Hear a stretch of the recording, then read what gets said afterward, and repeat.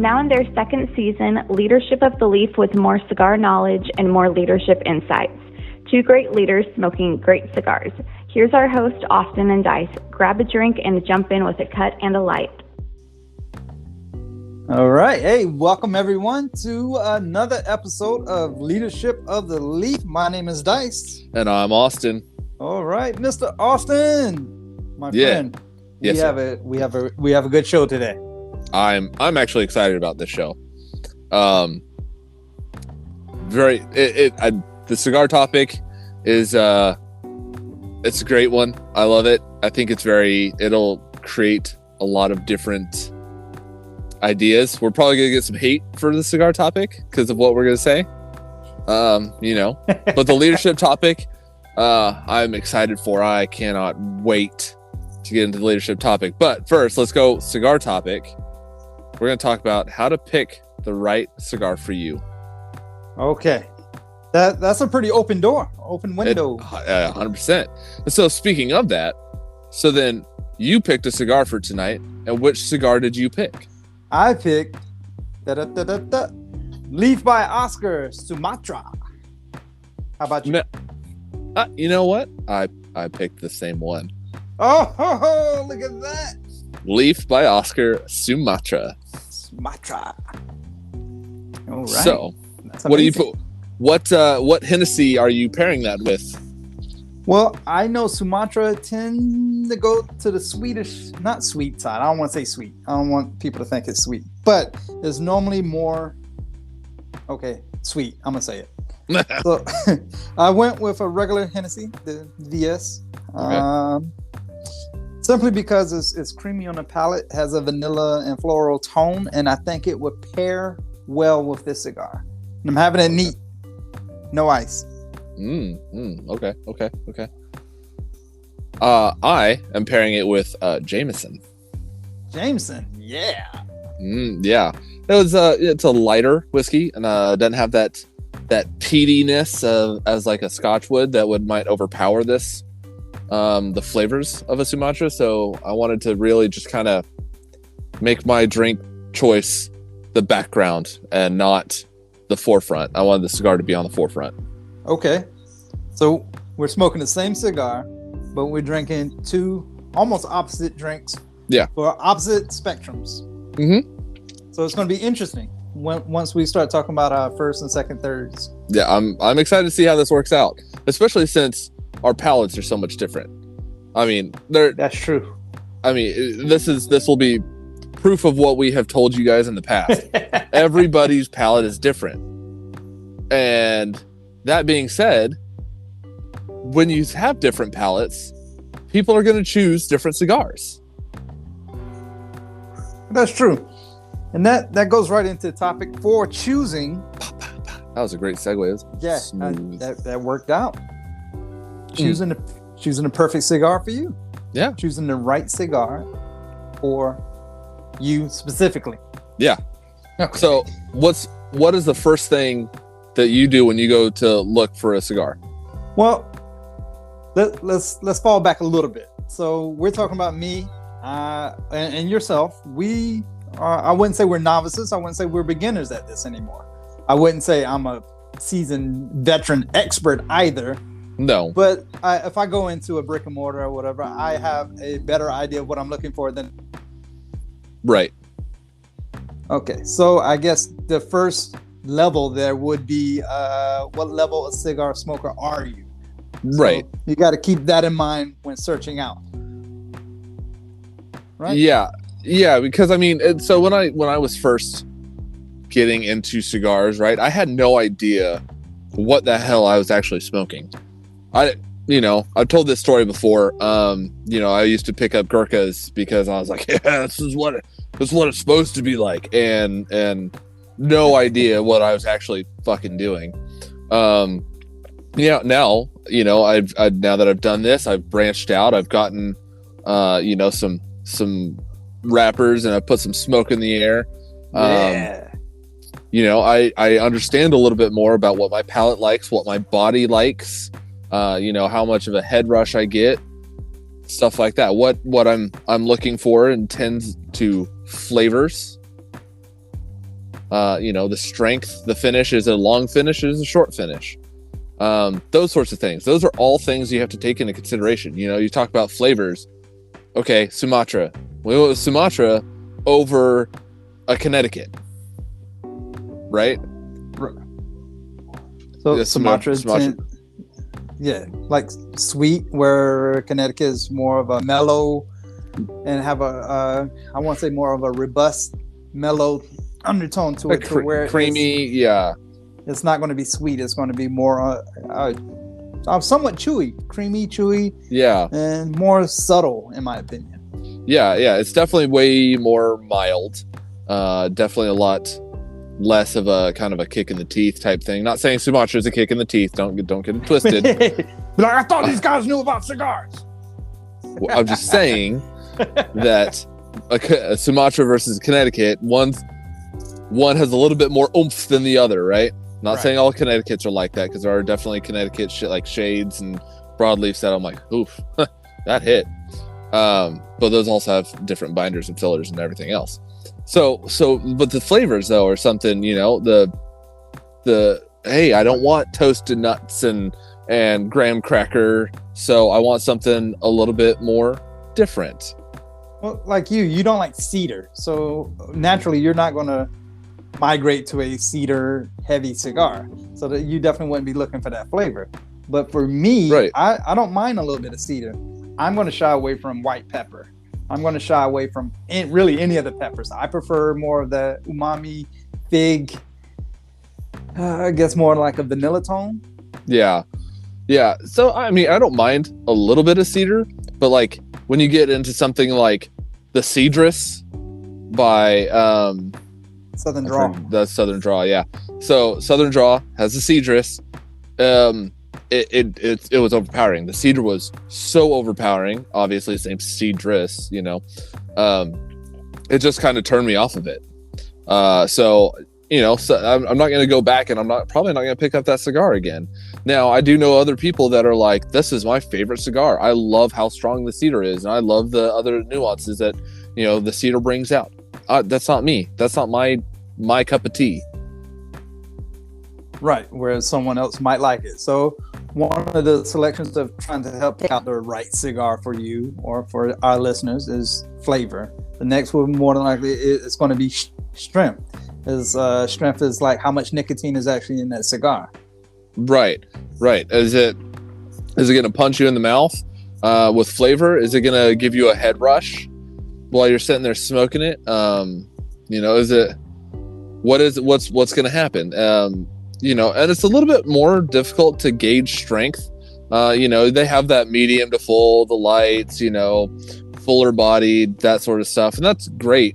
But I've smoked a Maduro that had good flavors, but its strength was not that great. It was like a 5 on a scale. And then I smoked a Connecticut, like a Connecticut shade, and it's had more nuanced flavors, but its nicotine level was like an 8. Its strength level was like an 8. It punched me in the mouth. Yeah. And I got a head rush.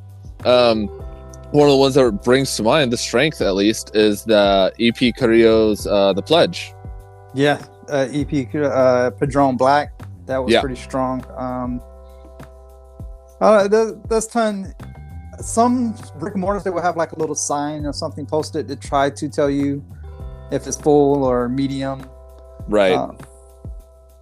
But a rule of thumb, not always true.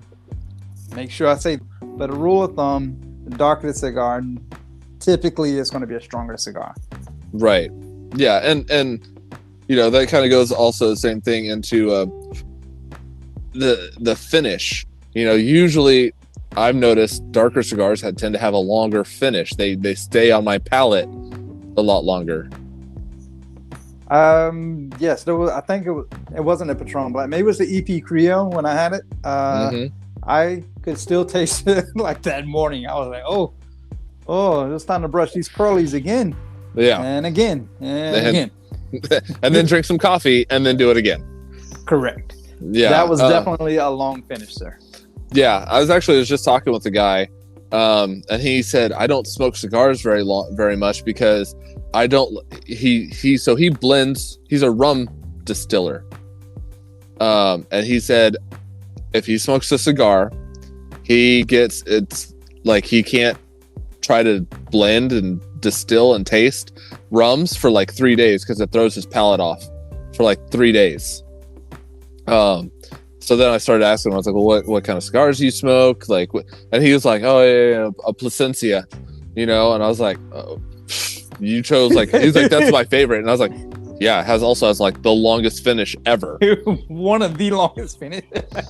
And he goes, oh really? So what should I smoke? And I said, listen, if you want to smoke, I was like, and you're worried about palate trauma and stuff like that, I was like, I would find you a nice Connecticut. Maybe start with like a Camacho Connecticut or a Leaf by Oscar Connecticut or something like that. I would do one of those that it's a lighter wrapper, more nuanced flavors, but also has a shorter finish. And he was like, I might give that a shot. So we'll see. Who knows?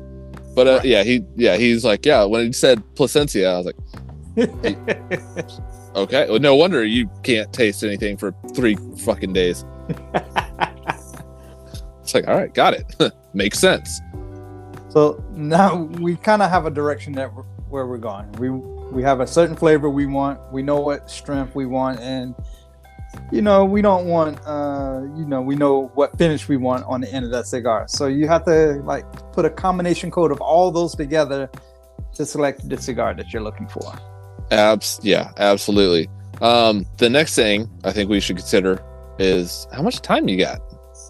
Yeah, that plays a very important part because a Petite Corona is going to last a lot shorter in time than Churchill. And those are sizes I'm referring to, the sizes and ring gauge. Right. So, nub, it brings to mind nub, right? Nub is I don't want to say it's like a gimmick or anything, but nub is a very particular brand of cigar. When you see it, you're like, that's a nub. And most people think that those are like a 30-minute smoke. No, those things last for like an hour and a half because they're so thick. They might be short, but they're thick. Yeah, they are filled very well. Very well filled. Yeah. But then you go into like a Robusto. Okay, a Robusto is going to be a lot shorter of a time than a Toro or a Grand Toro. And so you got to look into the size, the ring gauge. Hell, we talked about Lonsdales. Yes. That went quicker. It was a longer cigar, but it went quicker than a normal Toro that we tend to smoke. Oh, because it didn't have the ring gauge size as what we usually smoke. So it had less filler, which caused it to burn a little quicker because of the wrapper. Right, exactly. So that's something you take into consideration. I know a lot of individuals, and I actually enjoy this. If you're going out for hey, I don't have a whole lot of time, I try to get cigarillos. I've gotten Undercrown Shade cigarillos, and I loved them because they're like a 10-minute smoke. There's nothing bad about it. It's just a quick little easy puff. All right, cool. I feel better. Boom, done, easy. Versus pulling out an Undercrown like Toro. I'm gonna be there for like the next hour. Yeah, I know. If the wife actually says she's gonna sit out back with me if I'm sitting outside to smoke a cigar, she doesn't want to sit out there that long. So I am conscious of her time. So I bought the ones that are in the tins. The Petite Coronas that you can get in the tins, which is a nice little handy thing, and then you can keep the tins and put them on your wall or something. I don't know. Yeah, sell them on eBay. Yeah, there you go. yeah, and that's the thing, the time is all up to you guys. How much of a meditation do you need right then? Well, that's the way I kind of look at it. Also plays a part in weather. I mean, if it's like 20 to 0 to -5 below or some shit like that, then yeah. And you're smoking outside, you ain't gonna be smoking long, homie. So they got even the smaller ones out there. I think I've seen one that's called like a pencil. I don't know. There's there's some small ones out there, smaller than a Petite Corona. Wow. But All bigger right, than so- a cigarillo. Interesting. I'll have to check those out. So, all right. So we know how long we've been smoking. So we got to understand our bodies. We got our flavors, our strength, our finish, our time. Last thing in my mind is how much can I spend without the wife getting pissed off? There you go. That's normally how I start my process. I need to look at everything like under $5, like because that's all I got. Like, wait, what? I'll figure the rest out later. I think I went in one time with like $20 and some change or whatever, and the guy at the counter who started laughing. I was like, I gotta keep the wife happy. He was like, I don't know what you're gonna get for that. Then he showed me. I can't remember what he showed me, but it was real nice. I get like 2 cigars. 4 if I get like bargain brands, okay? Give me some factory smokes and leave me alone. Give me 3 factory smokes and a Charter Oak. All right, and I'm done. And I went over budget. Shit. So money's definitely going to play a part because you was teasing factory select. What is it? Factory smokes. Factory smokes. Yeah. And then you can go all the way up to what? Fucking Opus X. Oh, yeah, the unicorn by Dunbarton Tobacco. Yeah, what's that? Yeah. $100? It's $100. Opus X is usually somewhere between 50. Like, I don't know. I've seen it from anywhere from 50 to like 75. Davidoff. You go looking at Davidoffs, you're going to pay a pretty penny. Liga Privadas, you're going to pay a pretty penny. A nice Leaf by Oscar, which we're smoking. I think today I actually paid like $8 for this, $9 for this. Wow, that was good. It was great. It was a great deal. That was yeah. I think I paid 13. I wasn't upset, so I was like, man, sure. A little bit surprised by the price, so I was like, all right, sure. Suckers. Yeah, losers. But yeah. So, are you in your first third? I'm almost there. You know what? Let's do this. Let me get one more good puff in here. All right. I'll talk about what I got, and then you puff and tell me what you get. All right. Fair? Okay. So I'm getting natural tobacco. I think black and white pepper, and just a touch of cedar in the back end. Okay. I can see where you're going, and I think I know how it changed a little bit for me. All right, so I'm definitely getting the natural tobacco. That's obviously there. Right. It's a slight milk chocolate with some white pepper notes, but my secondary notes in the background is citrus. And I think my secondary notes is what's playing a part from what you're drinking to what I'm drinking. I get a little bit of the chocolate. I don't really get citrus though.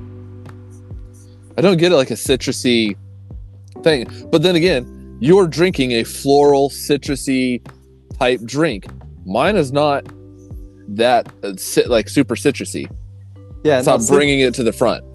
Citrus is a very faint undertone of regular Hennessy mixed with that floral background, and the forefront is like a vanilla. So, and it's creamy on the palate, which is also can mirror with why I don't have the mix of black pepper. I have more of a white pepper than I do black pepper. The black pepper's only there on like the retrohale.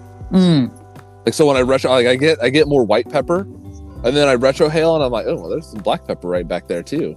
You definitely retro it more than I do. Well, try. It opens up my olfactory senses. Throw some big words in there and make people think I'm smart. He's not. Trust me. I mean, I hate you guys. Sure you do. Sure you do. Sure. Yeah. No. It's Leaf by Oscar's one a really great brand. If you've never smoked them, yeah, try it. Don't like actually give it a shot. I have something to say about if you had never smoked a Leaf by Oscar. I have something to announce to people. Oh, I've heard geez. it before, and I was like Still- appalled. Still think there's a special place in hell for what you're about to say. The Leaf by Oscar comes wrapped Just in a tobacco leaf. Like it's I would say it's a gimmick. It's a gimmick. 100% it's a gimmick. Definitely caught my eye. It's not wrapped in cellophane. Yep. It is a leaf, a tobacco leaf. Tobacco leaf. Don't cut the tobacco leaf and try to start smoking it from there. Remove the outer tobacco leaf and reveal the beautiful cigar underneath. For the love of everything. I swear to God, if we get a comment and said, I tried a Leaf by Oscar, you guys are idiots. This thing is loose, blah, blah, blah, blah. And then like the wrapper fell off. I'm be like, because the hell was the wrapper, asshole. Like, it's a hideous looking cigar. You guys are idiots. I hate all of you. All the people that do that just drive me up a wall. I've seen people go like try to get it sold to them at a brick and mortar, and they're like, no, I don't want that. That thing looks ugly. It's all sin. I was like, you realize that's a gimmick, right? And he's like, well, what do you mean? I was like, that leaf on the outside, right? And they have the band around it. And he goes, yeah. I was like, that is the cellophane, if you will, protecting the cigar on the inside. And he's like, no way. I was, motherfucker, dude. It's brilliant. Brilliant. Yeah. So yes, please, pull off the outer leaf to expose the beautiful cigar within. Because if you cannot see the beautiful cigar within, you're doing something wrong. So yeah, that's what we got there. But I like the flavors. We're getting very similar palate notes, but it's just a little bit different with our pairings. Correct. Which brings up a great segue. Man, you're good at this. Oh, fucking amazing, isn't it? Some other factors to take into consideration when selecting a cigar. I get better with age. It's pairings. What are you going to pair it with? Listen. Well, yeah. If you get literally, my wife asked me to. She goes, "Hey, you guys do the podcast, right? You're gonna smoke with Dice." I was like, "Yeah. I gotta smoke." And she's like, "Well, what are you gonna drink with it?" I was like, "Ooh, that is a good question." I was like, "What am I gonna drink with this?" So I went to my little bar area and I was looking at what I have, and I was like, "Oh, Jameson, got it. That's what I want." And she's like, "Are you sure? I still have some Aberfeldy Scotch." And I was like, no, because that's going to overpower my cigar, and I don't want it to affect how I taste this cigar, because I haven't smoked one of these in a while. So I want to make sure I get the correct notes. I want to make sure I get everything that it can. Exactly. Well, you decided to pair your drink with your cigar instead of the other way around. Some people will probably have an espresso, cappuccino, chocolate milk. I've seen Dr. Pepper. I've seen Dr. Pepper. People who don't, I usually see that in people who don't drink alcohol. Dr. Pepper is very complex with its flavors. It's got 23 flavors, right? So 11 herbs and spices. It's hard to, pull out the flavors of your cigar when you're also trying to fight through what is Dr. Pepper tasting. What does that taste like? But now that I smoke a cigar, how does it change? How does everything change? It's something to take into consideration. So pairing is an option. One that I actually take into consideration when selecting is time of day. Okay, so explain that one to me, because I'm interested. I think I know where you're going with it, but I want to know. Hey, if I'm going to smoke a cigar while I'm watching the sunrise in the morning and I'm coffee, which has nothing to do with the cigar selection, because I'm gonna drink the coffee regardless. I like to go with smaller cigars, maybe like a Robusto in the morning. Okay. And if I'm in the evening time and I'm going to sit outside with music blasting and the temperature is perfect, I'd probably pick up a Churchill or one of those fucking Asylum 13s or something like that. Jesus, 8x80s. Fuck that. No, not that big. Yeah, no, you like them big, don't you? 6x60. That's it. That's the highest I can go. 8x80 dice. I didn't know that thing's bigger than you are. You go to, was the April Fool's one 9x90? Oh my god. It's like the Woody, man. No joke. No joke. No joke. Smoke it. Or like the egg. You know, what was that? Who was that? Drew Estate? Drew Estate had an egg. Yeah, Drew Estate with the egg. If you've never seen the egg, it literally goes from I think like a 52 and it blows up like a balloon. It literally looks like it has an egg in the middle of the cigar. And I think the ring gauge at the biggest is it's like over 100. Yeah. So it's almost like 2 inches around, and then it goes back down into like a normal like 50 type ring gauge. Swear to God, I'm like, this thing is stupid, but it was a gimmick and it sold and it did well. But we got to do an episode with the egg. What? Just different type cigar. Period. Maybe the egg, Calibre. Ooh, you know what? I do have a Calibre in my humidor. Oh, you actually have one? Oh, nice. I do. Yeah, I got it from Grand Saber Cigars. It was part of a giveaway thing that they were doing, and they sent me 2 other cigars and then a Calibre. I was like, I will smoke 3 cigars at once. I'm good with this.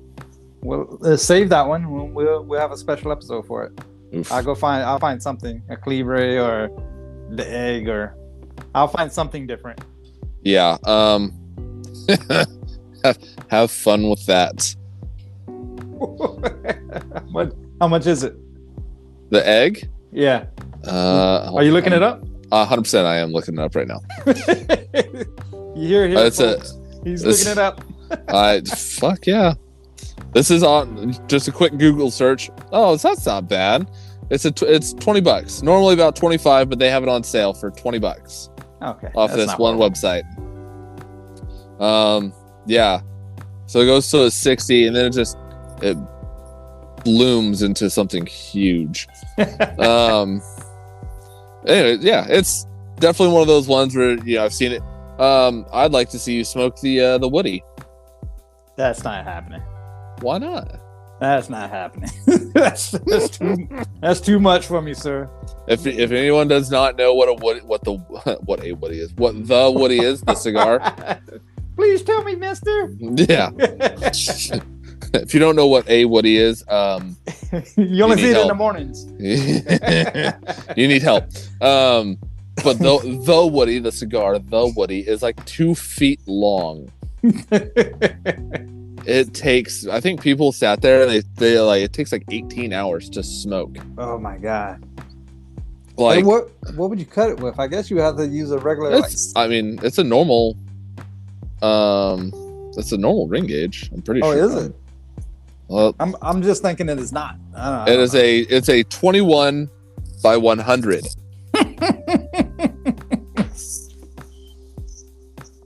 Pass. Jesus Christ! It's $50. Oh, okay. This one. So I misspoke. Somewhere in the neighborhood of 4 to 5 hours to smoke. All right. I don't have that much time. 4 to 5 hours. I do, but I'm not going to. I want to just sit down one day when you and me have literally nothing else to do, and like nothing, no other commitments, and just smoke it. Just blast that thing up, huh? Jesus. It doesn't fit in humidor, so we'd have to like literally get it and then be like, all right, cool, let's just go ahead and smoke this. So what did you get in your third 18th? Fuck. By 100 inches long. Jesus. Right? Yeah. No way. That can't be right. You said by 100? You said 100, right? Yeah, that's what 21 by 100. Yeah. Yeah, because the length of a cigar is in inches. So, yeah. Where the ring gauge is what, 1/64th? Yeah, it's 1/64th. I'm just trying to think, like... You trying to get a comparison of it? Yeah. Well, I'm just trying to put that into like feet, right? So it's obviously divide that by 12. No, it can't be 100 inches. 21 by 100. I hear you. Fuck, man. So no. 21. It'd be 21 inches by 100 ring gauge. Oh. Right. I went the wrong way. Yeah. I did too. Man, we're idiots. You hear it here first. I swear to God, we know what we're talking about. 21. All right, so 21 inches. I was like, 100 inches is over 6 feet tall. It's like, there's no fucking way. But I was like, all right, so 21 inches. It's almost 3 feet long. It's 3 inches shy of 3 feet long. Correct. With about 1.25 inches in diameter. Yeah. Well, it's not 3 feet. It's almost 2 feet. Almost 2 feet. Sorry. Man, we suck at math. Yeah, how much you been drinking? Let me see your cup. Not enough. I was doing better last night. Divided by 12, not by 6, asshole. I'm over here looking at another cigar. It's like 6 by 50. I'm like, all right, cool. That's a foot. No, it's not. Swear we know what we're talking about. Anyways, almost 2 feet long, 3 inches shy of 2 feet long by 100 ring gauge. So you're looking at almost 1.5 inches. So my time of day of smoking that motherfucker would be in the morning. In the morning, and then I'll be done by dinner. Okay. So I think that type of cigar, right? I think that would be like if you're smoking like a brisket or some ribs or something like a good. You're like literally out there for like 8 hours, slow cooking a brisket, and you're like, I got nothing else to do but drink beer and watch this brisket. I agree with you. I didn't look at it that way. That is perfect. That's perfect. Yeah. That's 4 to 5 hours. That they give you some time. You got to take like 6 bathroom breaks in there, depending on how much beer you're drinking or whatever. I broke the seal. Yeah, I broke the seal. I'm sorry. I think I talked too much. I think my cigar almost went out. Well, to wrap it up, when you go to a brick and mortar and you have a good tobacconist or a great person working behind the counter, they'll be able to help you. Good. They'll be able to help you out. They'll be able to gauge your level of cigar aficionado-ness. They'll be able to help you out with your flavor, your strength, and your finish. And they'll probably ask you questions like, how much time you got to smoke this cigar? And, how much you're willing to spend? What's your budget like for a cigar? And they will help you out. Right. And they know their store, right? They have to stock it. So they know where things are at. So, I went into my brick and mortar and the lady asked me, she goes, can I help you find something? And I was like, yeah, actually I was looking, I wanted to pick up an Oscuro and I wanted to pick up a Lancero. I said, I want to pick up a Lancero and an Oscuro. And she goes, well, Oscuro is the color of wrapper and Lancero is the size. And I'm like, right, no, I understand that, but I want those cigars. She goes, well, I don't think I have that in one cigar. And I was like, an Oscuro Lancero? I was like, I'm not looking for an Oscuro Lancero. I'm looking for an Oscuro cigar, and then I'm looking for a Lancero cigar. For a total of 2 different cigars. I walked out with a total of 4 cigars. So your budget was nice. Well, the wife approved 2 cigars. And I said, fuck it. She's approved cigars. So I just took the money and ran. I don't blame you. I'm starting to get to my second third, and my flavor profile is changing on me. Yeah, I got a hit of something that's pretty good. Yep. But I'm also, it's tunneling on me. What the hell, man? Look. I see that. I don't know what to tell you. Mine is burning perfect. That burn line is, nice. So, point proven here, right? You guys heard it here first. We're smoking the same damn cigar. Mine is canoeing a little bit, and his is not. It is definitely not. I have a question before we go into break because I'm just curious. Are you going to smoke through your band? Yes. So in fairness, I've never smoked through for the people at home, if you've never seen a Leaf by Oscar, once you remove that outer wrapper and the outer band that holds the wrapper on there, it's a relatively big band, you usually get revealed a smaller band along with a nice looking cigar. So the smaller band is made up of a paper, it's like a printed tobacco, like leaf or paper. Homogenized tobacco. Yeah. That's printed Leaf by Oscar. It is safe to smoke through it. And I've never done it. Not once have I done it. And I've smoked several Leaf by Oscars. So I want to try it and see if it changes the flavor at all. All right. Just to make sure, because I want to be clear, not all cigar bands you can smoke through. There's only a very select few cigar bands that are designed by nature to smoke through. And Leaf by Oscar is one of them. Yeah. Amazon Basin by CAO. Yes. It doesn't even really have a band. It just has like a ring of tobacco around it, and that's it. It doesn't even have a band per se on it. Yeah. Leaf by Oscar is one. There's a couple others. But yes. I can't think of them right now. But I just want to make that known because I don't want someone burning up one of those paper bands and was like, man, that leadership of the Leaf, they're awful. Listen, we already fucked up math on a royal scale. Math is not our strong suit, folks. Cigars are our strong suit, and apparently we just can't do the fucking math on cigars. Throwing that out there. Right. But let's take a quick break. Okay. And then when we come back, we'll get into our second, third, and then when we come back, we're going to talk about some crisis leadership. How to manage in a crisis. I like it. I'm excited. All right.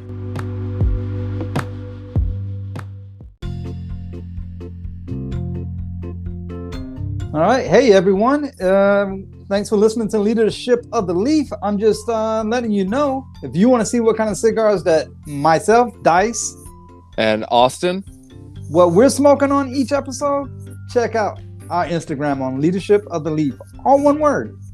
At Leadership of the Leaf. And please, leave us a comment. Send us a message with what other questions or what you guys are smoking on. Maybe you guys have some suggestions for us that we'd love to give it a shot. At Leadership of the Leaf on Instagram.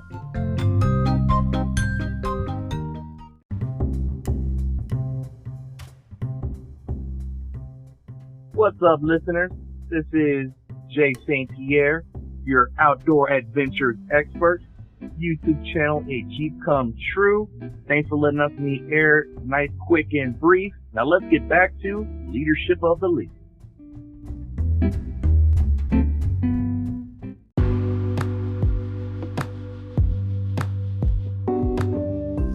All right, and welcome back, everybody, to another episode of Leadership of the Leaf. So, Dice, before we took our break, we were talking about how to choose the right cigar for you, right? And I think it's all very subjective, right?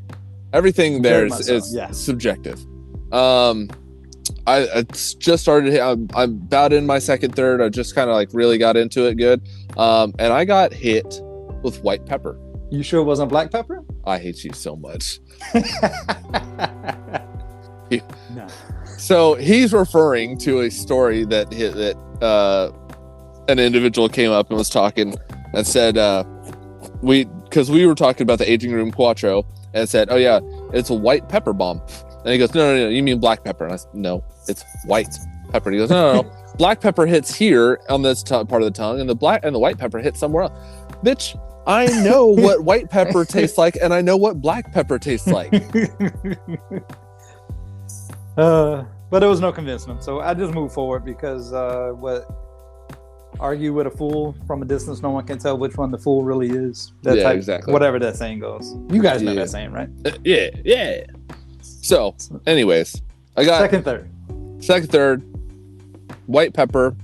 Still got that natural tobacco, which is delicious. And I still get a little bit of white pepper, natural tobacco, and a little bit of chocolate. So that's interesting that your chocolate is like coming in now, whereas my chocolate is diminished. It's like a milk chocolate. It's kind of diminished. I've been hitting the Hennessy a little good through the break, so my citrus is a little increased. My natural tobacco is there. I'm getting like a doughy kind of feel to it. Yeah. And motherfucker, I'm getting white pepper. Are you sure it's not black? Why is it gotta be white pepper? That's what this day is about. White pepper. All right, fair enough. But crisis leadership. So that's what we're going to get into. I'm excited about this one because, crisis leadership is something that, you never think about when you go into a leadership position. At least I didn't. I never was thinking like in there going, I can't wait for my first crisis so I can actually be a badass and know exactly what the fuck to do. I didn't think about it. I was just like, all right, I'm going to do what I need to do. And then a crisis popped up and I was like, oh shit, what the fuck am I supposed to do now? But a crisis, it's an event that interrupts an organization's normal operations, right? So natural disasters, political uprisings, disease outbreaks. We had COVID recently. Yeah. That's a crisis. Look back at Wall Street type things, like where, hey, the market's crashing and we're in crisis mode now. Stuff like that. So they can also result from internal practices, right?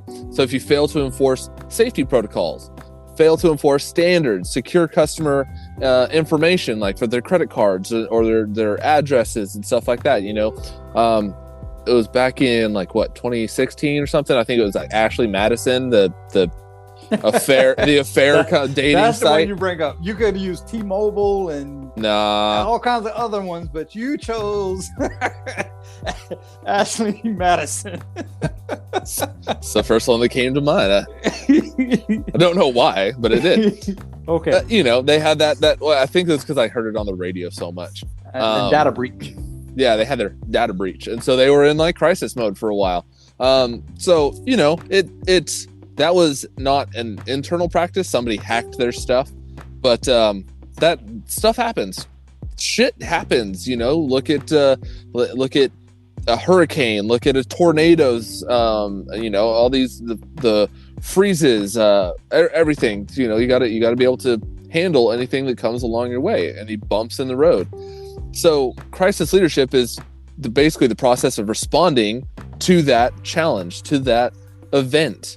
And trying to prevent them from occurring in the future, or at least being prepared for it. Right. Basically, I take it to the effect of hurricanes, because hurricanes they come quite often. They normally come almost the same areas every single time. So what did the state of Florida do different this time? What did Louisiana do different after Katrina? Yeah, Andrew was Florida. Katrina was Louisiana. What did they do different? Right. I know they reinforced the levees. They had a little bit better response. They had this. They were a little bit more prepared in certain other aspects. Hey, if this happens, then we need to be more prepared to do this. Stuff like that. I've been watching Masterclass, and I've been watching George W. Bush's Masterclass on leadership, and he was actually talked about Hurricane Katrina and crisis leadership, and he said, kind of something that really kind of stuck with me. But he said, leaders, the only way to get experience in crisis leadership is to go through crisis. OJT. Yeah, he said there's really no other way. You could prepare as much as you want, but preparing to do something is not the same as doing it. Hey, I'm as prepared as I can be, right? You hit 9/11 hits. He found lessons learned. He looked back. He goes, he said, I was in Air Force One because he was at a school down in Florida doing a reading program when the airplanes hit the towers and the Pentagon. And he said, he goes, I've tried to fly back to Washington, and I was trying to get news footage and look at the devastation, try to get all the information I could so I could formulate a plan. And he said the TVs on Air Force One were cutting in and out. He goes, the picture was terrible. The signal was cutting in and out. And so he said, as soon as we landed, his chief of staff He didn't say it, but his chief of staff was like, fix this now. You're telling me that our president, our commander-in-chief, couldn't get an accurate, good TV signal to watch information roll in? This is the leader of our country, and he can't react in a crisis because of a fucking TV signal? For the free world. Yeah. So stuff like that, you know, you got lessons learned from that sort of stuff. Well, a crisis leader also need to emphasize providing emotional support. They need to acknowledge concerns and maintain a clear communication throughout the whole crisis. Yeah. So step one, if you're a leader, you have to be calm. You have to project confidence. Calm. Because if you're freaking out and in the corner crying in a fetal position, what are your workers going to do? What are your workers going to do? What are your subordinates going to be doing? They're looking to you to set the example. And you're over there crying in a fetal position. What are they supposed to do? Right. So you got to withhold that initial reaction, like he was doing when the planes hit, and they told him while he was reading the story, he didn't overreact. He didn't like get up and like, oh my God, kids. Nope. Yeah, F you guys, I got business to handle. No. Nope. And he got a lot of critique for that, which I disagreed with. Of 100%. course, by popular demand, I was booed. But I mean, he did not show his initial reaction. He kept calm through the whole thing because he knew the cameras was on him, and his emotion had to reflect a sense of calmness. Yeah. And then the next thing he had to do was make an address. If you go to any natural disaster, any disaster, the first thing that you always see is chief of police, chief of fire, governor, mayor, the president, whatever. They're making an address, giving you information and facts, not, oh my God, I can't believe we just did this. This is how I'm feeling. No. Hey, these are the facts that we know right now, and this is what we're doing to mitigate this. You know, and you have to say that. You have to say something, because if you don't say anything, if you don't fill that void, people are wired to the negative. It's an evolutionary trait, right? Fire, hot. That shit hurts. Hey, Timmy ate those berries and he died. I'm not going to eat those berries. They remember the negative. So if you give them a void, they're obviously going to go straight to the negative. They're going to think, what is the worst possible thing that could happen to us? And that's what they're going to assume is happening right there. Correct. What crisis leadership, you have to focus on the long-term implications of the challenging events that's ahead of you. You have to analyze the response. You have to revise and develop an effective plan to manage future crises. And with the TVs and everything acting up on Air Force One, he wasn't able to get the data he was needing to make a sound decision. He wasn't getting a full picture of the information so he can have an effective plan to manage anything that will be happening in the future. Yeah. And you know, there's no shortcut for crisis management. Unfortunately, there's nothing you can do. But I've heard Navy special forces people, they say you don't rise to an occasion. That is a falsity.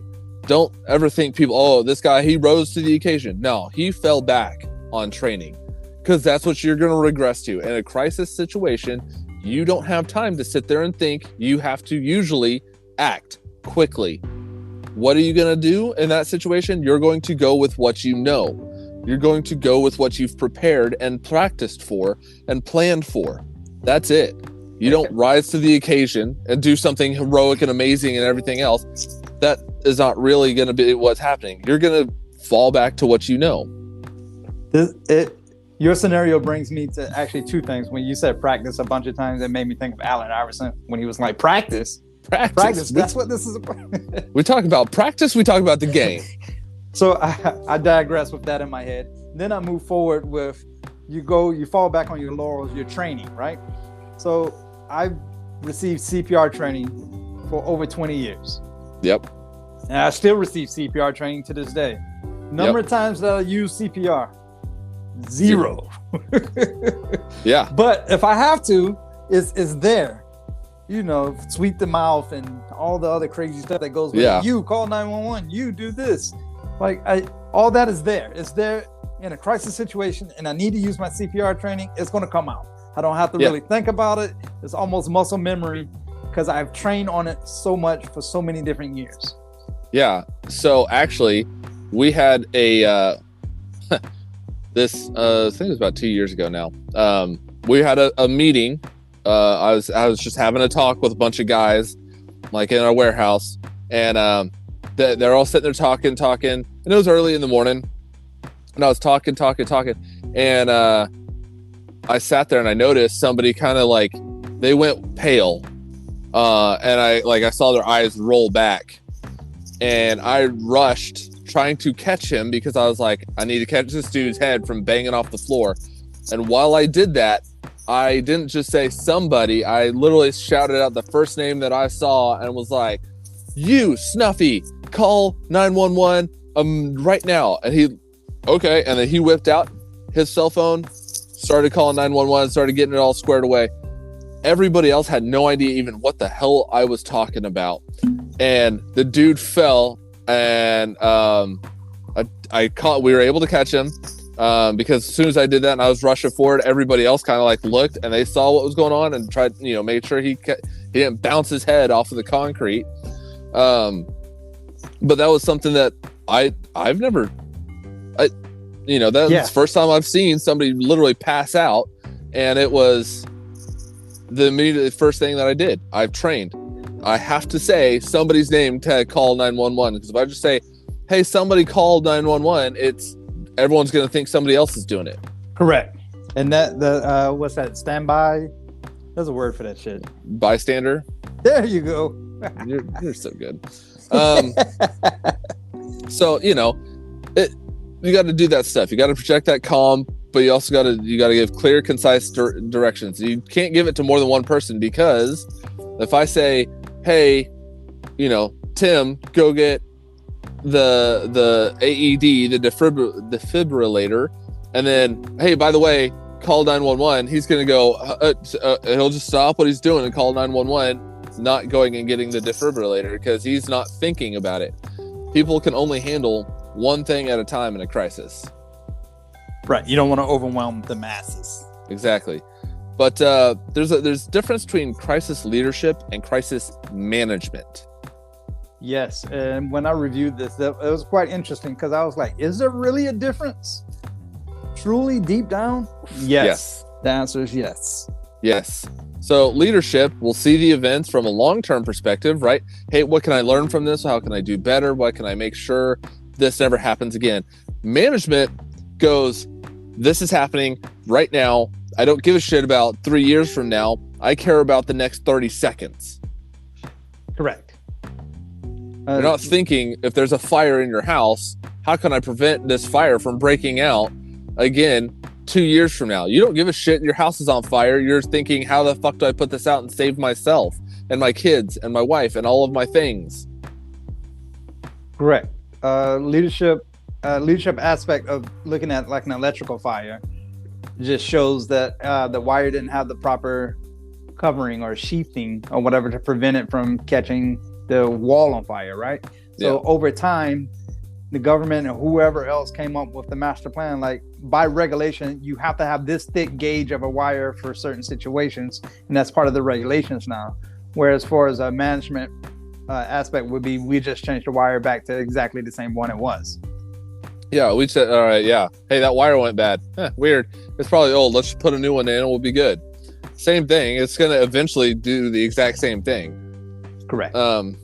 You got to, leadership takes learning from the process. Hey, what can I learn from this?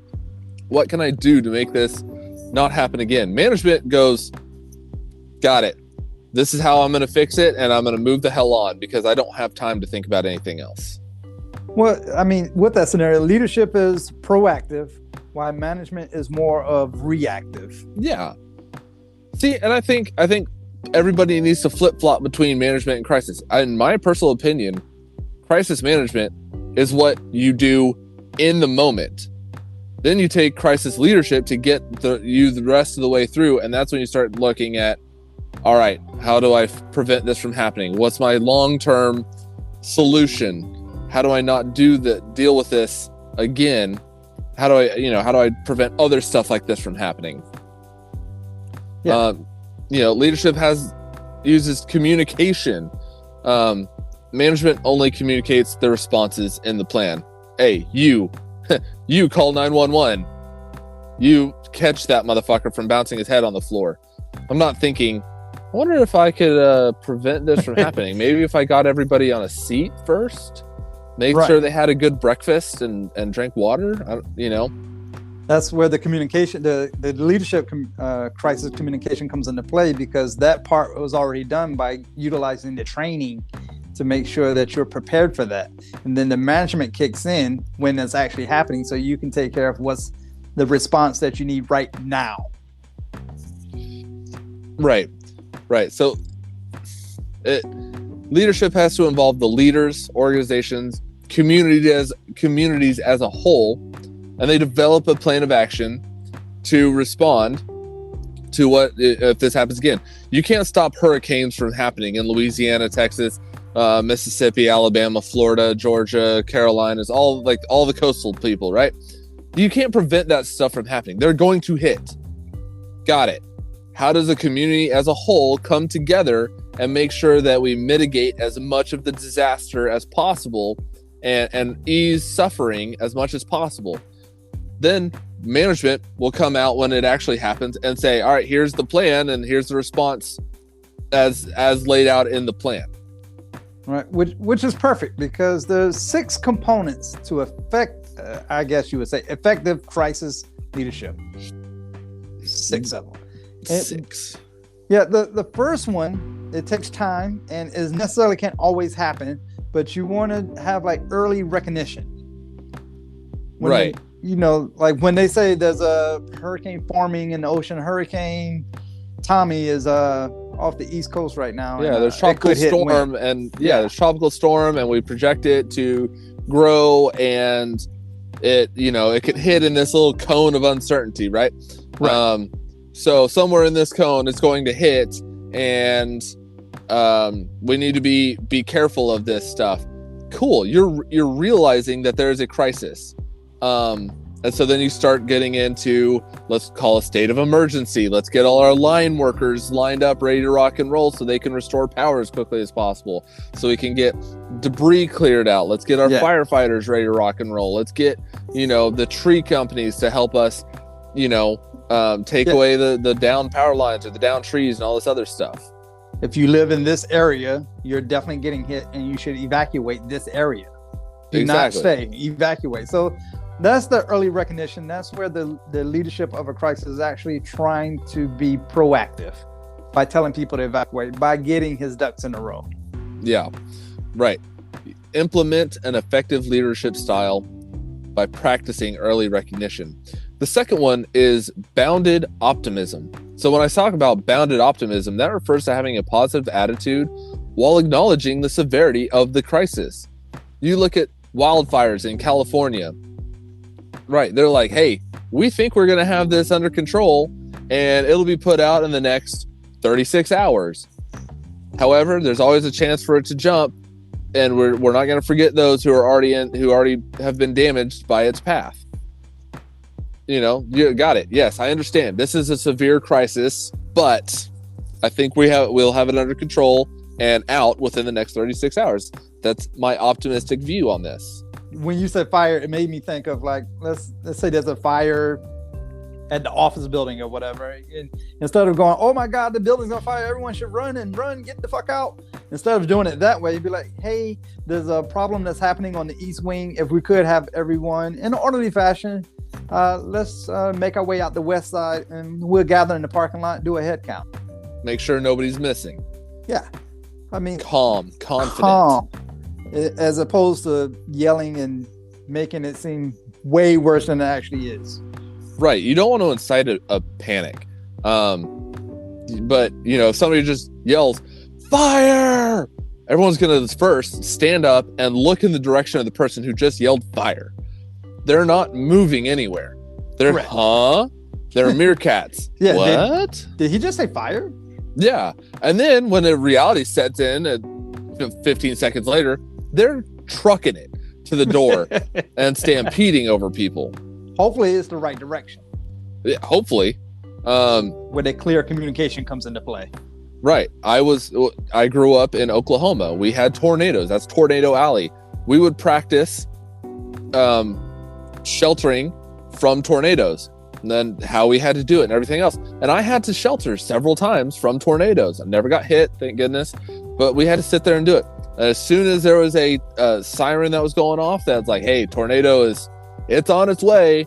It was everybody stand up, get outside in the hallway, and duck behind this stuff. Okay, cool. And that's what we did. Teachers knew it. We knew it. We've practiced it. Good to go. But they're like, no, it's not hitting us. We're just taking precautions.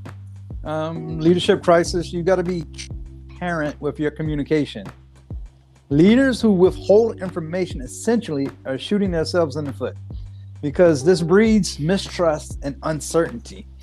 Like, I don't know to believe this guy now. What the fuck is he talking about? Right. So I always go back to President Bush, right? After 9/11, he even says in his masterclass, I had information that the American public did not know, could not know, and I had to make decisions based off of this information that they didn't know, that the general public didn't know. It was classified. It was whatever. They don't want to push this out to the masses because, if we're getting, if we're being listened to, right, we're being monitored. They don't want to, let the enemies know. Yeah, they don't want to tip them off. So, but he tried to be as transparent with his communication as possible. But because he made decisions based off of information everybody else didn't know, he got a lot of flack for it. People were saying that they couldn't believe him. Why would he do this? I don't trust him anymore. And he took a lot of heat for it. So absolutely, you got to be transparent with your communication. You can't hold back everything. In his case, transparent as much as possible. Exactly. In his case. But for majority of like a crisis situation, you can let out as much information that you feel is going to be necessary to get your point across. Yeah.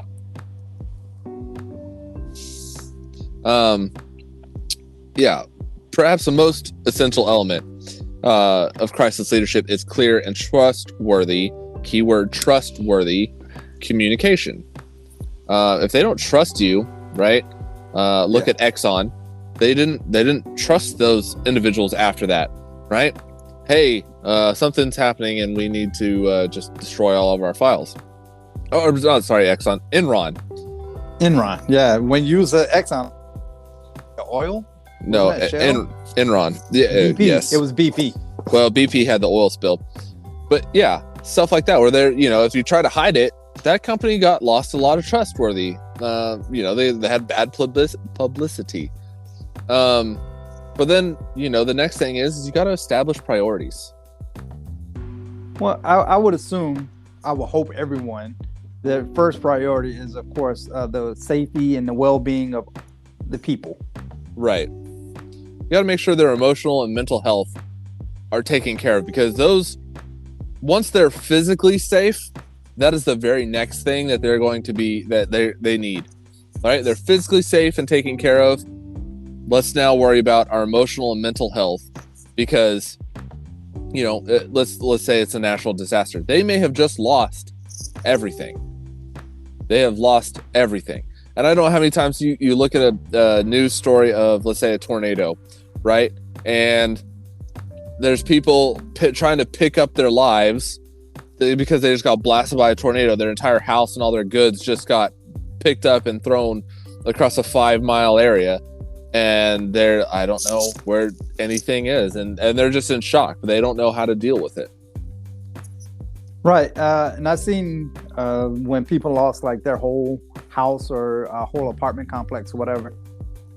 That's when the community comes together, and their emotional support actually is where, the community comes together and invites them into their homes or provide another stable living environment for them until they can get back on their feet or get a better understanding or grip of what's actually happened.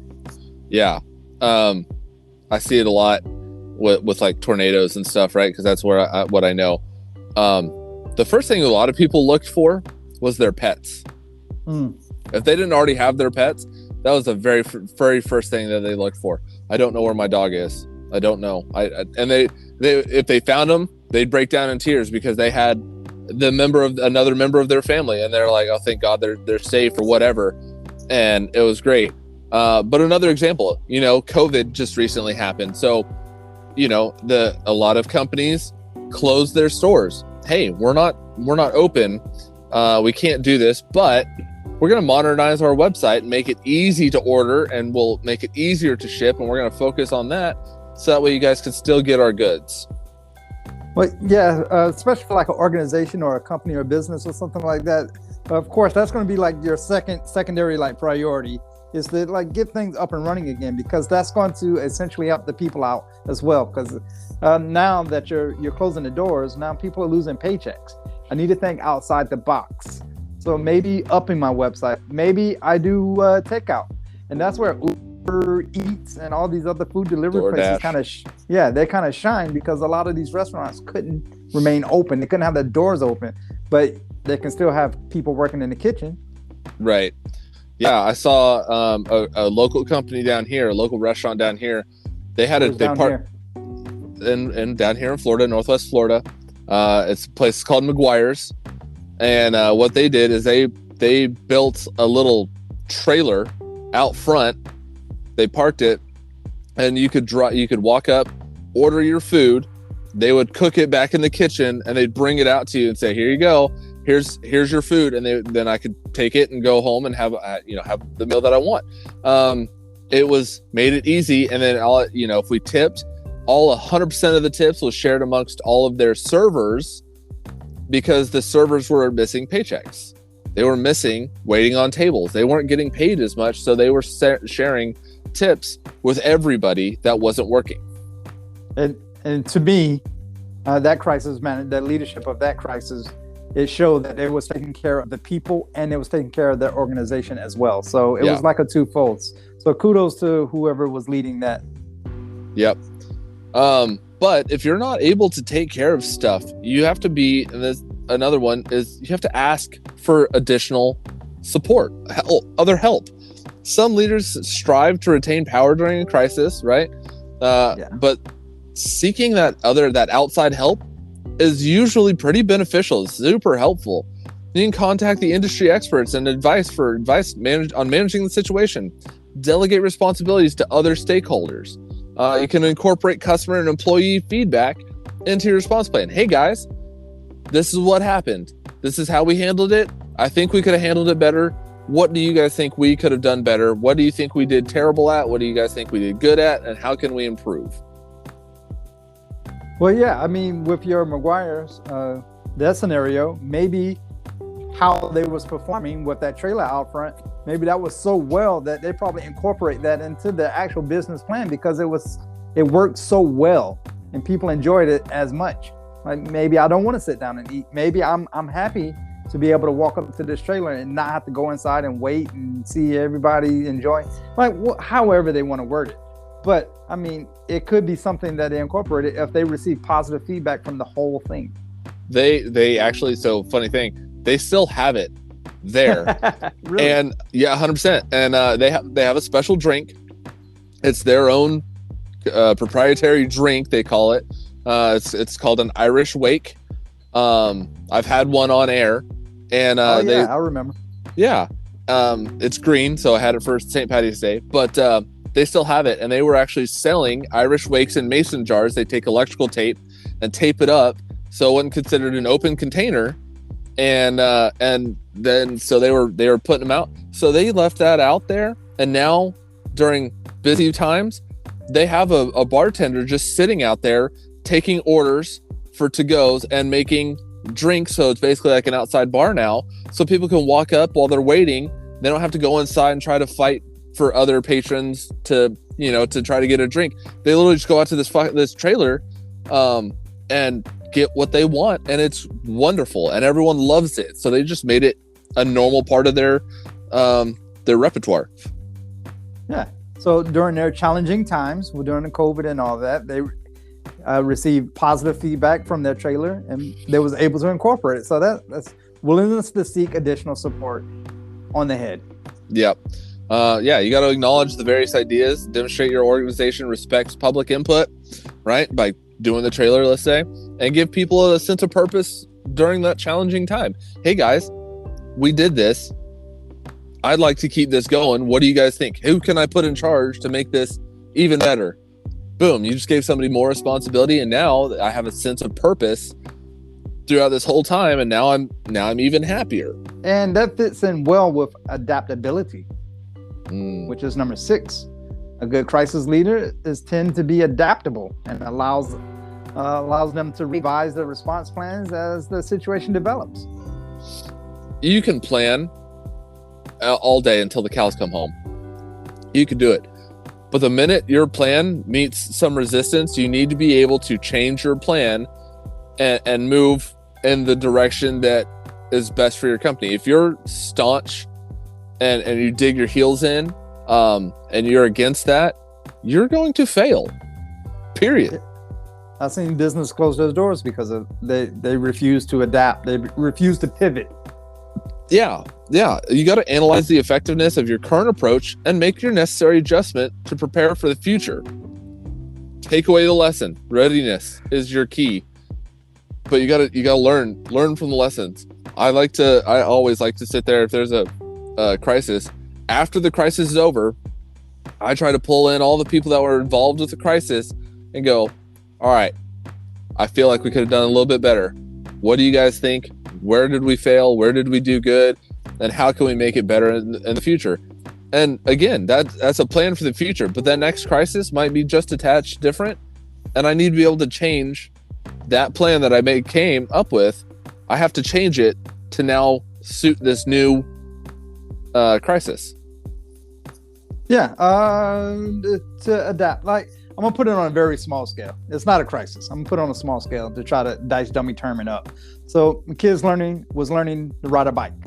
Okay. And of course, she fell. Oh yeah. Fell to the left.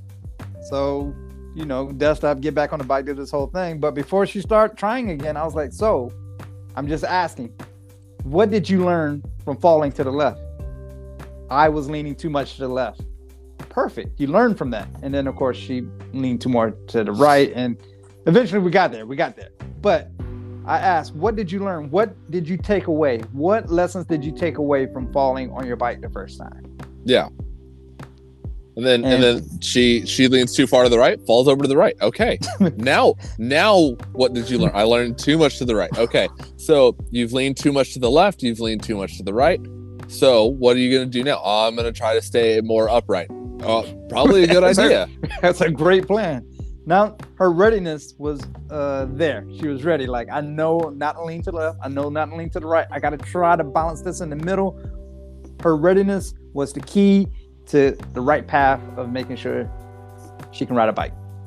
Right. And that's important. If she had said, I just leaned too much to the left, and then she falls to the right and she goes, I just can't, now I got to lean. Obviously I'm trying not to lean too much to the left. Well, okay, cool. But you're falling to the right now. Well, obviously I'm falling to the right. So I'm going to lean even harder to the right. No, you got to adapt. That was the key thing. I'm glad she didn't say, well, I was leaning to the left again. That's why I fell. So, okay. Come on, kid. But that didn't happen. It didn't happen. She's good now. Good. But yeah, but that adaptability, you gotta, one of my favorite sayings is improvise, modify, adapt, and overcome. Correct. You gotta be able to modify and adapt that plan to fit your current needs. All right, so we covered those 6 effective things. I believe they were pretty good. Yeah, I think so. Our listeners out there, we covered the 6 effective things. Is there something that you want to add in there, or please? Maybe we forgot something. Hit us up on Instagram, Leadership of the Leaf, all one word. DM us, email, however you want to reach out. Comment, whatever. Let us know. There's so many things that we try to cover, and we try to hit the major points. But if you're like, hey, these guys completely skipped over this last one, which is, you know, whatever, like, oh, let us know. We love to hear from you guys. But as of right now, sir, I must let you know, my final third here, I have smoked through the band. Have you made it to your band? I have. I'm actually about halfway through it. I kind of cheated a little bit and I pushed my band up. I want to make sure I hit it while we was on air. I'm curious. What are you getting from your band? So I didn't get a whole lot of extra flavor from what I could tell. It didn't change significantly, or it didn't like punch me in the face like, hey, you're in the band now. But I will say that I got a little bit more fragrance in the smoke. I definitely got more fragrance. I was wondering if you was going to say that. Yeah, the smoke has hit me, and I'm like, oh, that's a lot more fragrant than it was before. I believe the correct term is bouquet. I'm gonna stick with my word. But it's good. For the first time smoking through the band, it's very good. It's interesting. I was afraid that the ink was gonna make it taste funky. Funky, huh? The funky technical term. All right, we'll go with funky then. No, I don't think it changed it much myself. If I had to say anything, it brought a little more earth to it. But that could be due to the fragrance or the bouquet that I was getting as I was smoking through it. Yeah, it's very good. It turned my ash extremely white. Yeah, mine has been this entire time. Actually, I've been getting really, really pissed off with my ash because it's super flaky and not dense and packed. It's been like loose, so it's been flying off anytime I move my hands, and I tend to talk to my hands. It's been like flying off, and I've gotten ash on my on my phone and on my jeans and stuff, and I keep blowing it off. But it's yeah, a little bit more white ash. But it's very good. Still, I got white pepper and that natural tobacco flavor still. Natural tobacco flavor is there and it's good. I fucking love it. Definitely, I would say mine was a little more earthy. The pepper is still a very undertone for me. Retro inhale, just a little. And that's where the pepper really, really came out for me. I'm still getting citrus notes, and I'm going to chalk that up to my cognac, my Hennessy. And there's still a slight doughy. I don't know if I just don't want to let that go. Yeah. Sometimes once you get something in your head, you're like, okay, this is what it is. And it's hard to change. All right. So now it poses to this question. Leaf by Oscar, Sumatra. 1, 5, or a box? A box all day. All day. All day. Not even a question. I'm not going to disagree with you at all. I would definitely buy a box of these in a heartbeat. Yeah. Leaf by Oscar is probably one of my favorite smaller brands. I don't want to call it boutique-y, but it's not a huge brand. It's not like Alec Bradley or Romeo y Julieta or My Father or some of these Arturo Fuente, some of these big brands. But it's small, but they do what they do, and they do it very well. Well, my problem with calling a brand boutique, right? I have no problem with it. That if they're a boutique brand, they're a boutique brand. But let's say, like Leaf by Oscar, let's say it's blowing up. Not everybody knows Leaf by Oscar, but it's definitely more popular now than it was 2 years ago, right? Oh, yeah. So 2 years ago, you were 100%, you wouldn't even question it. You'd be like, oh, Leaf by Oscar, it's a boutique brand. Right. But now that it's been around for a while, people are recognizing it. It's getting a little more popular. Can they still hold that name as being boutique? I don't know if that I would call them boutique anymore. I definitely call them a niche type brand. They, like I said, they do what they do very well. They only have 4, right? About 4 different cigars. They have a Connecticut, a Habano, the Sumatra, and I thought they had one more. That's just a leaf. Right. He's definitely expanded. Yeah. I'm just saying the Leaf by Oscar brand. A Lancero. Yeah. That'd been interesting. I don't know. I'd try that. I'd try it, but I don't think I'd call them boutique anymore. Well, I'm going over time now. When I think of boutique, I compare it to like underground music, right? Like 50 Cent is great. 50 Cent started underground. Like if you want to listen to 50 Cent, you had to pick up one of his mix CDs by chance, by luck, however you want to get your hands on it. That's the only way you was going to hear 50 Cent. And now you wouldn't consider 50 Cent underground, no way at all. No, the motherfucker did a Super Bowl halftime show. There's no way you would consider him underground. So that's what Leaf by Oscar. I think he's on a 50 Cent trajectory. No, I would agree. Yeah, very good, solid smoke, definitely enjoyable. If you guys haven't tried it, by all means, go out there, get some, try it. Let us know what flavor notes you guys get from the band. Let us know what you guys think about these cigars, and hit us up at Leadership of the Leaf on Instagram. Yes, sir. All right. And this has been a great episode. I've enjoyed this episode thoroughly. All right. Until next time. Yeah, until next time, I'm Austin. And I'm Dice. We'll catch you guys on the next one. Thank you for listening to Leadership of the Leaf. The comments and opinions expressed by the host and guests does not reflect the opinions of those that broadcast this show, nor does it reflect any of our affiliates. Don't forget, we need to follow the podcast so we know when new episodes drop.